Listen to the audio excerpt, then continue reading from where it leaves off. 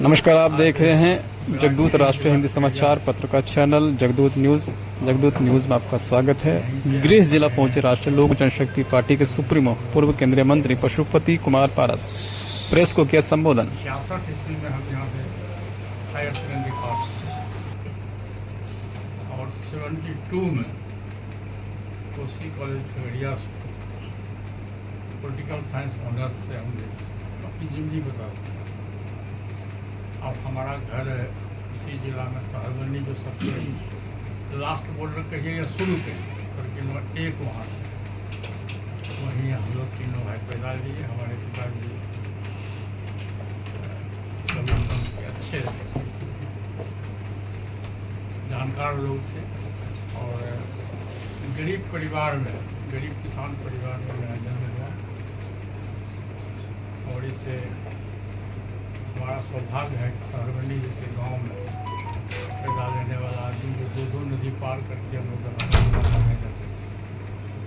देश का जो सर्वोच्च मंदिर है, प्रजातंत्र का मंदिर है, पार्लियामेंट हाउस, उसमें एक परिवार से तीनों भाई और लोग जो हुए उसमें 3 भाई का मौका मिला और हम लोग मेंबर ऑफ पार्लियामेंट थे भारत सरकार के। 3 मंत्री भी हुए, हम लोग 5 सांसद हुए। मैं समझता हूँ कि ये Guinness book of the world में नाम खगड़िया जिला का खासकर आज आने का मेरा मुख्य उद्देश्य, हमारे बहुत पुराने मित्र थे भगवान तक एक पंचायत से खगड़िया प्रखंड बेला के बगल में, हाँ, श्री स्वर्गीय नरेश सिंह जी जो वहाँ पे बहुत दिनों तक मुखिया भी रहे और वो हमारे परिवार के बहुत ही अच्छे शुभचिंतक थे। और 77 में जब मैं पहली बार अलौली से चुनाव लड़ने के लिए मैं गया, पहली बार उनसे हमारी मुलाकात हुई और उस दिन से हम लोग की दोस्ती और पारिवारिक रिश्ता बहुत बड़े थे। उम्र में हमसे बड़े थे, लगभग 3-4 वर्ष के बड़े होंगे और काफ़ी अच्छे व्यक्ति। जब कुछ दिन पहले, 1 महीना पहले वो दिल्ली उनका इलाज चल रहा था, मैं घर पर भी गया। उनका बेटा रवि बैंक में मैनेजर है। अंतिम मुलाकात भी हमारी उनसे हुई। आज उन्हीं का श्राद्ध कार्यक्रम है, इसी में मैं दिल्ली से आया और मैं उनके घर पर जाऊँगा, सांत्वना दूँगा, उनके परिवार को श्रद्धा सुमन अर्पित करूँगा, तब फिर मैं पटना वापस हुआ। ये तो मेन पर्पस। दूसरा है राजनीतिक पर्व। अभी हमारी पार्टी पुरानी पार्टी है और हमारा संगठन कन्याकुमारी से लेके काश्मीर तक है मेरे पार्टी का संगठन। और खासकर जो हमारा दलित सेना है, दलित सेना हमारा सामाजिक संगठन है और दलित सेना का आविष्कार स्वर्गीय पासवान जी 1983 में किए थे। उस समय दलितों पर बहुत अत्याचार हुआ करता था और ख़ास करके साउथ इंडिया, दक्षिण भारत में छुआछूत की प्रथा अधिक थी। इसलिए छुआछूत की प्रथा आज भी है दक्षिण भारत में, लेकिन उसमें काफ़ी अधिक संख्या में लोग थे और वहाँ भगवानवादी व्यवस्था के तहत दलितों से काफ़ी लोग घृणा क्या करते थे और दलितों पर अत्याचार हुआ करता था। उसके खिलाफ में जब 77 में पासवान जी पहली बार लोकसभा के सदस्य हुए तो 83 में उनकी सोच थी कि दलित पर अत्याचार कैसे रोका जाए। उन्होंने एक दलित सेना का गठन किया और दलित सेना एक सामाजिक संगठन है, उसको राजनीति से कोई मतलब नहीं है, सामाजिक संगठन है। लेकिन दलित सेना का मुख्य उद्देश्य था कि समाज में किसी भी कमजोर वर्ग, सामाजिक रूप से, आर्थिक रूप से, शैक्षणिक रूप से कमजोर जाते, सिर्फ दलित ही नहीं और सभी जाति धर्म के लोग जो जिनके साथ तो छुआछूत की व्यवहार हो रहा है या सामान्य दृष्टिकोण से सबल नहीं है, उन पर जहाँ कहीं भी अत्याचार होगा तो हमारी पार्टी और हमारा दलित सेना सड़क से लेकर के और पार्लियामेंट हाउस तक हम उसका विरोध करेंगे। ये पासवान जी का नारा था और उसमें वो करते भी थे। जहाँ कहीं भी अत्याचार हुआ करता था तो उसके द्वारा वो वहाँ जाते थे। आज भी बिहार में देखिए इधर एक सप्ताह के अंदर 3-4 घटनाएं घटी है। एक मुजफ्फरपुर में पारू प्रखंड में है, दलित महिला के का बलात्कार करके उसकी हत्या हो गई। आरा में हुआ है और कई जगह हुआ है। तो इस ढंग से जो घृणित अपराध हुआ कर रहा है बिहार में, इसका भी हमारे दलित सेना के जो हमारे पदाधिकारी हैं, हमारे प्रदेश के दलित सेना के अध्यक्ष श्याम प्रसाद जी, ऐसा बिहार में क्यों हो रहा है? और हमारे दलित सेना के प्रधान महासचिव रंजीत पासवान जी हैं, अपने दलित सेना के बिहार के अध्यक्ष। ऐसा इसलिए हो रहा है कि अफसरशाही का राज है।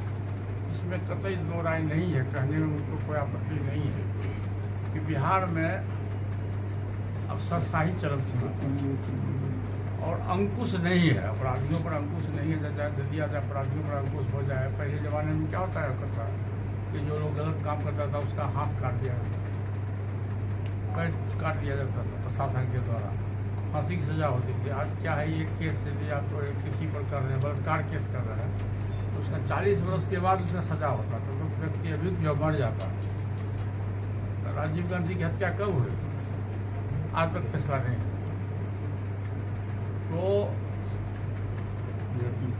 इस ढंग से हमारे देश का जो कानून है, कानून में सुधार होना चाहिए मेरे हिसाब से। तो क्या लगता है बिहार में कमजोर सीएम है, इस वजह से ऐसा हो रहा है? सीएम की बात मैं नहीं कह सकता, लेकिन मैं ये कहूँगा कि बिहार में अपराध की संख्या आखिर कंट्रोल क्यों नहीं हो रहा है? कहाँ कमी है? प्रशासनिक चूक है। प्रशासनिक चूक तो मैं कह रहा हूँ। तो प्रशासन को देखने वाले भी तो एक मुखिया हैं। देखना चाहिए उनको, इस पर कड़ी से कड़ी सजा लेनी चाहिए, निर्णय लेना चाहिए। इसकी कमी है, इसमें कतई दो राय नहीं है। उस सजा लेने में बिहार सरकार सक्षम, बिहार के जो पदाधिकारी हैं सक्षम नहीं हो पा रहे। जिसके चलते आए दिन खास करके दलितों पर और खास करके दलित लड़कियों पर बलात्कार और अत्याचार की घटनाएं घट रही हैं। तभी कहा जाए कि प्रशासन सरकार पर हावी है। नहीं, हम ये बात नहीं कह सकते हैं, लेकिन इसमें सुधार लाने की जरूरत है। तीसरी बात है पार्टी के संगठन का। पार्टी के संगठन में लोकसभा के चुनाव में मेरा जो दल था, मेरा जो दल है, हम अपने दल में 5 सांसद थे। सांसद को टिकट नहीं दिया गया, तो मेरे साथ है, हमारी पार्टी के साथ है, न्याय नहीं हुआ, न्याय नहीं मिला। और मैं एक शब्द जरूर कहूँगा, क्योंकि हमारी पार्टी दलितों की पार्टी थी, इसलिए हमारे पार्टी के साथ न्याय नहीं मिला। फिर भी मैं एनडीए गठबंधन के साथ में था और आज भी मैं हूँ। और हमारी पार्टी आज से मैंने 21 जुलाई को मैंने मीटिंग किया था पटना में अपने पार्टी कार्यालय में। तो काफ़ी संख्या में हमारे समर्थक लोग आए। और खुशी की बात ये है कि मुझको एक भी सीट नहीं मिला, फिर भी हमारे दल के लोग कोई भागे नहीं। कुछ लोग ऐसे भी हैं जिनको 5-5 सीट मिल गया, उसके सब लोग भाग गए। तो पार्टी का हम शुरू से, जब से राजनीतिक जीवन में मैं आया हूँ, मैं शुरू से संगठन करता रहा। आप लोगों को ही मालूम होगा, सब लोग मालूम होगा। तो संगठन हमारी पूंजी है और संगठन पर मेरा विश्वास है। और इसके हिसाब से हमारी तैयारी, मैंने अपने वर्कर्स को, मैंने जिलाध्यक्ष को कहा है कि हमारा गठबंधन, एनडीए गठबंधन के हम सहयोगी दल हैं, ईमानदार सहयोगी दल हैं। मेरा प्रयास होगा कि 243 सीट पर हम पार्टी के संगठन को मजबूत करें। एनडीए गठबंधन के साथ यदि मेरा अच्छा व्यवहार रहा, तालमेल हुआ, तो जो हम 243 सीट की तैयारी कर रहे हैं, उसमें जिस गठबंधन के साथ जाएंगे उनको भी फायदा होगा। यदि गठबंधन के साथ तालमेल मेरा नहीं हुआ तो हम 243 सीट पर तैयारी करेंगे, पूरे पार्टी गठन होगा। चर्चा है कि आप एनडीए से नाराज हैं। आपके साथ लोकसभा चुनाव के दौरान जो कमिटमेंट किया गया था, जो वादा आपसे किया गया था, उसको वो लोग पूरा नहीं किए हैं। आप उपेक्षित महसूस कर रहे हैं, क्या ऐसा है? इस बात में क्या सच्चाई? देखिए, नाराजगी तो स्वाभाविक बात है, ह्यूमन नेचर है, नाराजगी है। पार्टी, जो कोई भी व्यक्ति पार्टी चलाता है, वो साधु का जमात नहीं होता है। राजनीति करने वाला आदमी साधु का जमात नहीं होता है। हमारी नाराजगी थी, लेकिन राष्ट्रहित में मैं अपने दल के हित की बात को मैं माइनस कर दिया और राष्ट्र हित में, देश हित में, क्योंकि आज के तारीख में इस देश को जो प्रधानमंत्री मिला है 2014 से लेकर आज तक तीसरी बार आदरणीय प्रधानमंत्री श्री नरेंद्र मोदी जी देश के प्रधानमंत्री हैं। आज़ादी के बाद से देश को पहला एक व्यक्ति मिला, पहला प्रधानमंत्री मिला जो विश्व स्तर का सम्मान नेता। आज अमेरिका का राष्ट्रपति हो या कहीं का भी हो, वो अपने आप को गौरव महसूस करता है नरेंद्र मोदी से हाथ मिलाने के लिए, गला मिलाने के लिए, उसमें वो खुशी महसूस करता है। ये राष्ट्रहित की बात है, सर्वोपरि होना चाहिए राष्ट्र हित, तब होता है व्यक्तिगत हित, तब होता है पार्टी हित। तो राष्ट्र हित में मैंने कुर्बानी दी, मेरे साथ में न्याय नहीं मिला। एक दलित की पार्टी है और दलित के जो हमारे सांसद थे, जब भी किसी पर किसी कोई आरोप प्रत्यारोप नहीं था, फिर भी टिकट काटा गया, वो बहुत दूर की बात है। लेकिन फिर भी मैं तो शुरू में ही मैं कहा था कि मैं एनडीए गठबंधन में हूँ और मैं राजनीति में जब तक रहूँगा मैं एनडीए गठबंधन के साथ रहूँगा। और राष्ट्र हित में मैंने एनडीए गठबंधन को हमारी पार्टी ने पूरे देश में हम लोगों ने साथ दिया। सर आप एनडीए में हैं, विपक्ष लगातार ये कह रही है कि एनडीए जो है यानी मोदी सरकार वो आरक्षण विरोधी है और लेटरल एंट्री के माध्यम से जिस तरीके से ज्वाइंट सेक्रेटरी के तौर पर अन्य कुछ इस पे आप क्या देखिए, ये बाबा साहब भीमराव अम्बेडकर के द्वारा पूरे देश में सामाजिक दृष्टिकोण से, आर्थिक दृष्टिकोण से, शैक्षणिक दृष्टिकोण से जो कमजोर जाता है, दलित है, आदिवासी है और जो लोग हैं पिछड़ी जाति के लोग हैं, अति पिछड़ी जाति के लोग हैं, बाबा साहब भीमराव अम्बेडकर के द्वारा जो आरक्षण संविधान में मुहैया किया गया है, उसमें यदि कोई भी सरकार हो, चाहे कांग्रेस की सरकार हो, एनडीए की सरकार हो, स्टेट में बहुत से लोग सरकार है, बहुत हमारी पार्टी इस बात को हम लोग बर्दाश्त नहीं करेंगे कि दलितों के साथ, पिछड़ों के साथ इस तरह का अन्याय हो। बाबा साहब भीमराव अम्बेडकर के सपनों को हम साकार करने के लिए भारत सरकार के माननीय प्रधानमंत्री श्री नरेंद्र मोदी जी से मैं पुनः आग्रह करूंगा, इस पर आप पुनर्विचार करिए। आज से कुछ दिन पहले कैबिनेट का फैसला हुआ, सुप्रीम कोर्ट ने जो क्रीमी लेयर की बात कही, भारत सरकार के कैबिनेट मिनिस्टर ने फैसला दिया है कि ऐसा नहीं होगा। फिर भी हमारी मांग है देश के प्रधानमंत्री जी से, इससे जो भारत का संविधान है जिसमें आरक्षण की सुविधा दी गई है, आप इसको पार्लियामेंट से पास करा करके संविधान के 9वीं सूची में इसको डालें। नहीं, आज जो है ना ये लिटरल एंट्री भर्ती को लेकर के केंद्रीय मंत्री ने जो है यूपीएससी को चिट्ठी लिखा है और उसमें कहा है कि ये जो आप वैकेंसी निकाले हैं इसको आप रद्द कर दीजिए। तो ये मंत्री का पत्र भेजना आप लोग के लिए कितनी राहत है? ये राहत की बात मैं प्रधानमंत्री से कहता हूँ। प्रधानमंत्री के निर्देश पर मंत्री जो है वो नहीं, प्रधानमंत्री जी के निर्देश पर नहीं हुआ।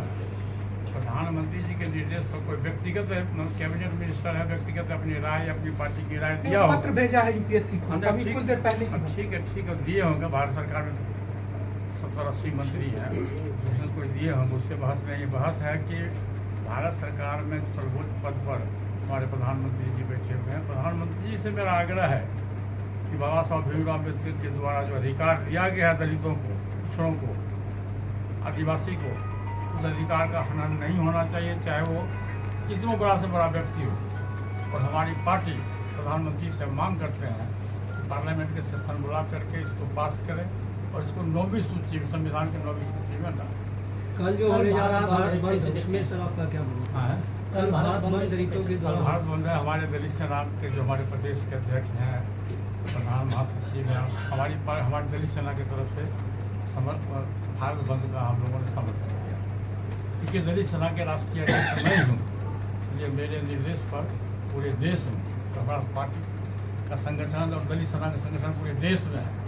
इसलिए हमारे दल के, हमारी जो दलित सेना है, दलित सेना जो सामाजिक संगठन है, उसके तहत पूरे देश में जहाँ कहीं भी भारत बंद की बात है, हमारा दलित सेना समर्थन करेगा। बिहार के मदरसों में जिस तरह से समर्थन के मतलब कि दलित भारत बंद जो है उसका हम साथ देंगे, ऐसा नहीं उल्टा नहीं कर दीजिएगा, हम उसके साथ देंगे।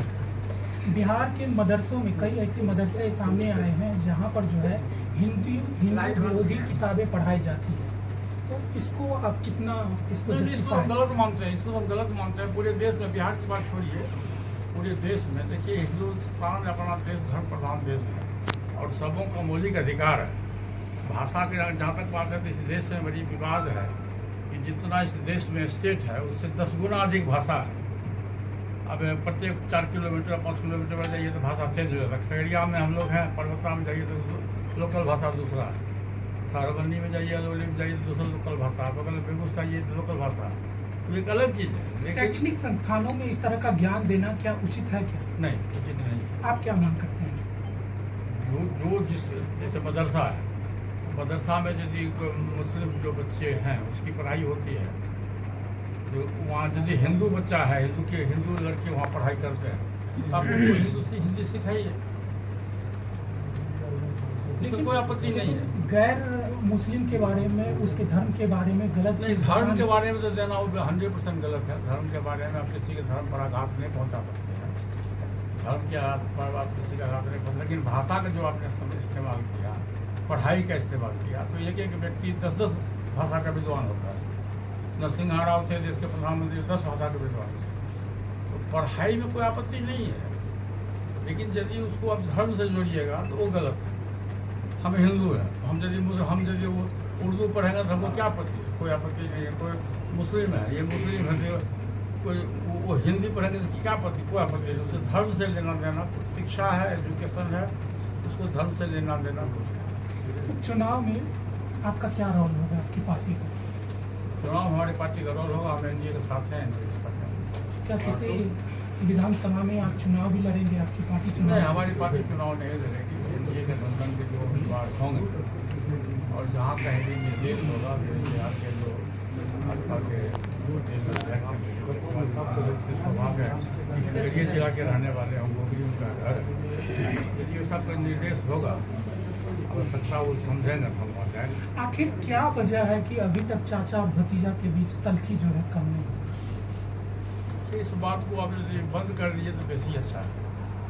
अक्सर चिराग जी भी अपनी तल्खी को जाहिर कर देते हैं, अब तो परिवार के हैं, फिर आखिर क्या ऐसा है जो क्यों ये पाटा क्यों नहीं जा रहा है दो परिवार के बीच का ये मुद्दा?